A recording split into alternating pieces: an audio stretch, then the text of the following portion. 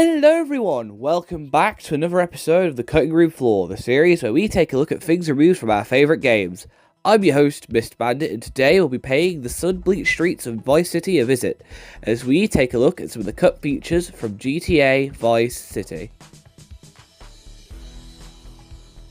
We're all familiar with the stun gun in GTA 5, and online, but did you know that this wasn't the first game planned to have such a weapon?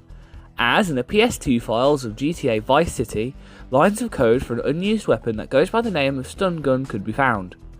Why this is removed is currently unknown. On the topic of cut weapons, have you ever been on a rampage in GTA Vice City and thought, I wish I could shoot people quietly? If so, then boy do I have news for you. And if not, then I don't know, just keep watching I guess.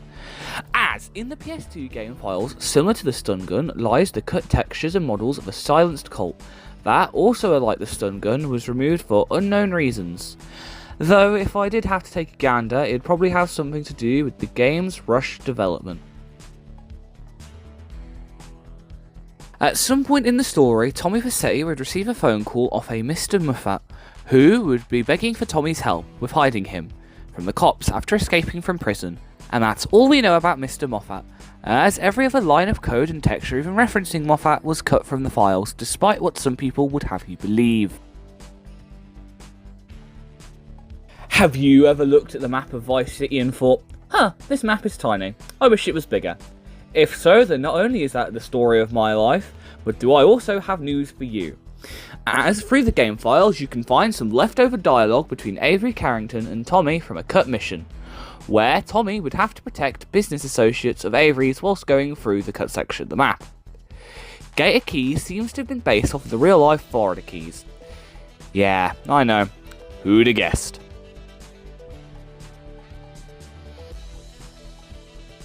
So, we're all familiar with the cop cars in GTA Vice City. I mean, how could you not be? Everyone has accidentally crashed into one enough times to have what they look like seared into their minds. Well, originally these green nuisances were supposed to resemble the 1991 Miami Beach Police Department livery. However, for some reason during the development they decided that green would look better, giving our eyes to one of the most brightly coloured and yet most crashed into vehicles in the game. To wrap up this episode of the Cutting Room Floor, let's take a look at some of the beta names of our favourite characters, like Avery Carrington for example, who was originally supposed to be called Sergio. In fact, many of his missions still utilise the prefix Serg. Not only this, but Ricardo Diaz was supposed to be called Fernando Diaz. And with that we conclude this episode of the Cutting Room Floor. If you want to see more videos covering cut content from GTA Vice City, then let me know in the comment section below. Anyways, thank you all for watching everyone. Goodbye!